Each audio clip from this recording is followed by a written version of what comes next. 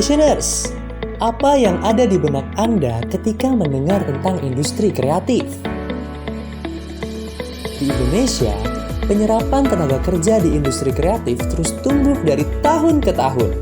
Salah satunya, bidang animasi.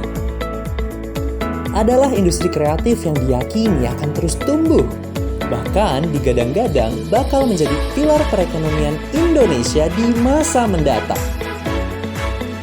Di balik itu, tahukah pemirsa jika karya-karya baru dan hebat yang dihasilkan tak lepas dari inovasi para creative planner?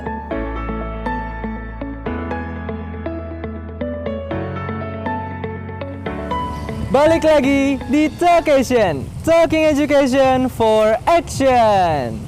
Berbicara mengenai entrepreneur, pastinya istilah ini sudah tidak lagi asing di telinga kita. Tapi bagaimana dengan creative planner? Creative planner sekarang sudah mulai banyak digeluti oleh generasi milenial Indonesia karena creative planner memanfaatkan ide-ide bisnis yang kreatif di dalamnya. Dan hari ini saya akan mengajak Anda untuk membahas tentang potensi, peluang, juga tips bagi Anda yang ingin menjadi creative planner bersama dengan salah satu narasumber yang berkompeten di bidangnya. Penasaran siapa? Saksikan terus Talkation, Talking Education for Action.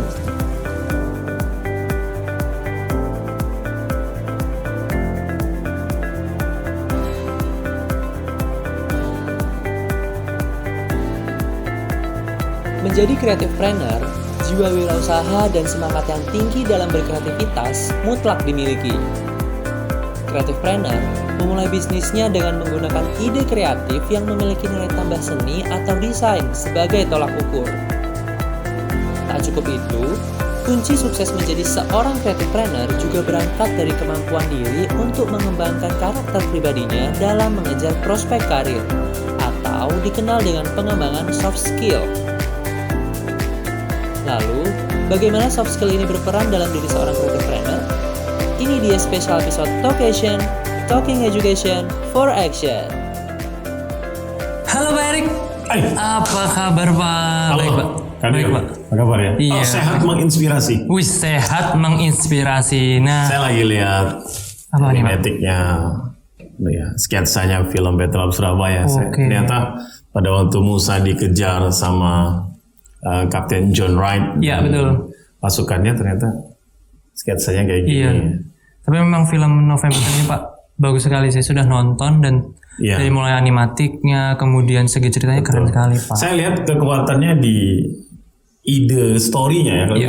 lebih ke story-nya ya kalau saya lihat. Nah betul. Nah ini kan membahas tentang personal branding. Ya. Bapak Erik selain sebagai dosen juga Bapak sebagai Kabid Humas dan Hubungan Internasional Universitas Amikom Yogyakarta. Ditambah lagi Bapak seorang motivator. Oke. Berarti kan yang namanya personal branding ini harus ada gitu kan Pak? Ya. Emang personal branding ini apa Pak? Sebenarnya kalau dibilang personal branding itu kayak orang itu bikin image Jalan Pak kita Pak. Oke. pada dirinya. Oke. Cuma masalahnya personal branding itu nggak boleh ngaku-ngaku sih sebenarnya. Oke. Saya motivator, saya nggak Iya. pernah bilang saya motivator. Kalau kenalan tuh saya selalu bilang saya dosen gitu Iya. kan. Cuma karena sering ngisi, Betul. orang jadi ngomongnya kenalinnya Motivator. Basicnya adalah dosen. Gitu. Nah, branding yang kita terlihat dari orang lain dari kita itu sebenarnya adalah akumulasi dari kegiatan-kegiatan positif yang kita lakukan sebenarnya. Oke. Kayak Deo kan. Iya. Deo bawain acara di TV, sering ngomong public Iya. speaking gitu. Jadi orang bilang, oh, Deo ini udah kebangun brandingnya gitu. Oke. Artis, apalagi keren, Aduh. banyak idola, Aduh. subscriber nambah. Jadi orang misalnya sering muncul, sering nge-vlog, sering ngomong di YouTube. Makanya orang Betul. bilang, lo YouTuber kan? Kamu Iya. YouTuber ya? Karena ke branding kan? Betul. sebenarnya gitu. Itu sih Deo. Jadi akumulasi dari aktivitas positif yang kita lakukan itu akhirnya orang melihat itu kita. Gitu. Berarti kan personal branding ini tidak dibentuk semata-mata seperti gimmick gitu ya Pak ya? Kalau mau pura-pura sebenarnya nggak akan bertahan lama. Iya. Personal brandingnya akhirnya tidak melekat di diri sendiri. Jadi dia nggak punya passion. Iya. Passion. Kalau menurut Pak Erik sendiri, sepenting apakah personal branding Pak? Kalau orang yang seorang pribadi ya. Apalagi kita di dunia sekarang kan dunia era baru digital ya. Ya menurut saya ya penting bagi orang lain. Artinya baik itu penting gitu loh. Iya. Bahkan lebih baik itu jauh lebih penting lagi. Betul sekali Pak. If better is possible, good is not enough. Jadi kalau ada yang lebih baik, kejarlah lebih baik. Gitu. Betul. Kemudian kan personal branding, gini kan harus personal branding sendiri kan memang akhirnya bisa orang lebih mengenal kita kan ya Pak ya. Seperti Bapak tadi bahwa oh iya Pak Erik yang biasanya memotivasi orang gitu kan ya Pak ya. Ini Sebagai dosen. Ya, karena saya biasa nemenin tamu.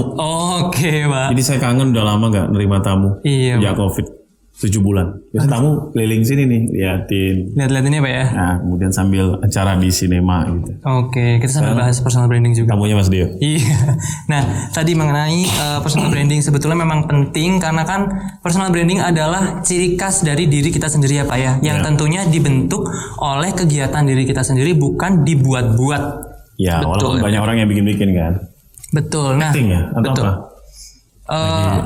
Apa ya Pak? Mungkin lebih ke rekayasa sebetulnya ya. Ya sekarang kan kita kadang-kadang lupa ya kasih tau ini beneran atau hanya sandiwara sih. Iya. Kita yang ngerti ya. Kadang-kadang ini beneran nggak sih? Iya. Pranknya beneran nggak sih? Ini betul apa enggak sih gitu ya Pak ya? Ternyata temen gitu kan. Betul. Gitu. Kemudian kalau disambung-sambungkan dengan creative planner nih Pak, apakah sebetulnya seorang creative planner ini perlu yang namanya personal branding Pak?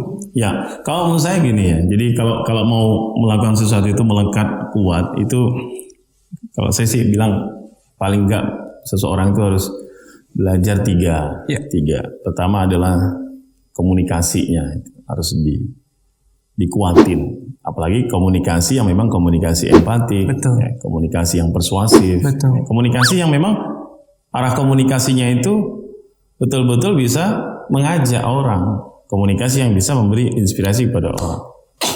Hati-hati dengan toxic ya, racun dalam berkomunikasi. Seperti kita bicarain fisik orang, betul, nggak bagus. Iya. Branding itu langsung, kok suka ngejek sih, suka permasalahan fisik. Kan sering banget ya kalau kita ketemu sama orang, gila, kok makin gemuk? Iya, sukanya menjatuhkan orang lain. Kok makin kurus kan gitu. Ada tuh yang lebih parah dulu zaman saya kuliah. Lu kok makin jelek? Gitu. Aduh. Itu kan kita kena ya. Ketemu Anda tuh kayaknya gimana? Jadi saya pernah tuh ada teman kan, alumni tamak nggak ketemu gitu, terus saya ada di ruangan itu tuh. Ketika alumni ketemu dengan dosen tuh dia bilang, "Halo Bapak, lo makin gemuk aja." Terus dosennya bilang gini, "Aku tuh perasaan sudah lari, udah jalan, udah sepedaan, ketemu kamu masih bilang gemuk gitu loh." Kayaknya aku menyesal deh ketemu kamu. Jadi itu loh, jadi komunikasi itu yang harus betul-betul dipilih ya kalau kita mau jadi branding ya. Loh kok harus dipilih ya? Kita bisa loh, kita punya pikiran tuh bisa mencerna. Ini layak nggak sih kita omongin? Kita perlu nggak sih kita sampaikan gitu loh. Nah jadi kita harus benar-benar bisa meng-create itu menjadi sesuatu yang positif. Itu satu sih. Yang kedua memang dari sisi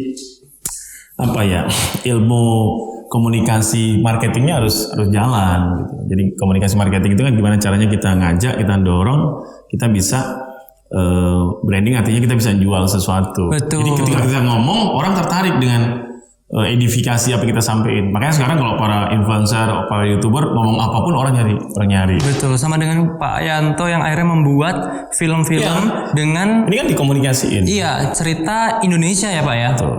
Dan akhirnya orang tertarik.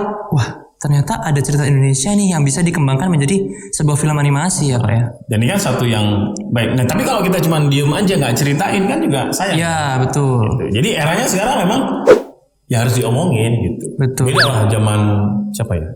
Zaman Dio enggak ya?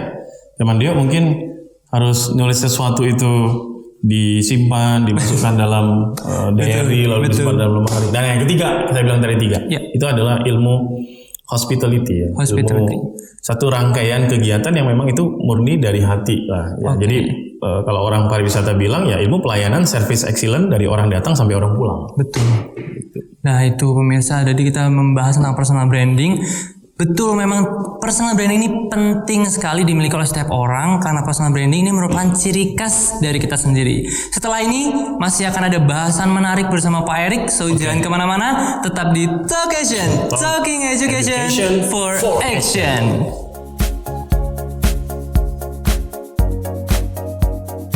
Tips dong Kak, biar mental kita bisa berani memulai menjadi creative planner. Different is not always better, but the best is always different. Berbeda nggak selalu baik, tapi yang terbaik pasti berbeda. Oke.